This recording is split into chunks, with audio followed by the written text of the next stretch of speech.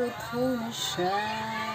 Luto na ang ating subang kamoting kahoy.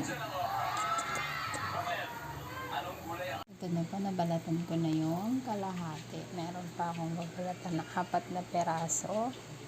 Yan. So, hindi pa tayo nangangalahati. Pero nangangalay na yung kamay ko. Pahinga muna. Meron pa tayong 6 na peraso na kagadgadin.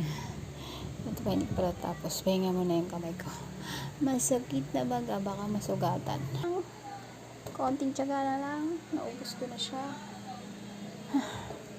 Ang dami niya, oh. Oh, nakakatawa. Maraming makakatikim. Mix with sugar. Para magkaroon.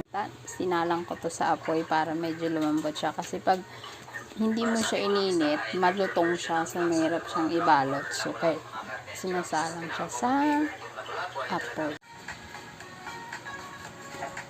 Balot na po natin siya sa daon ng saging.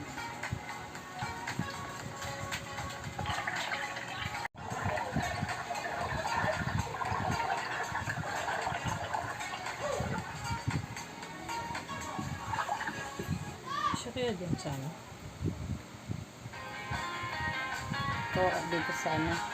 Parang hindi. Ito na po siya. Dami.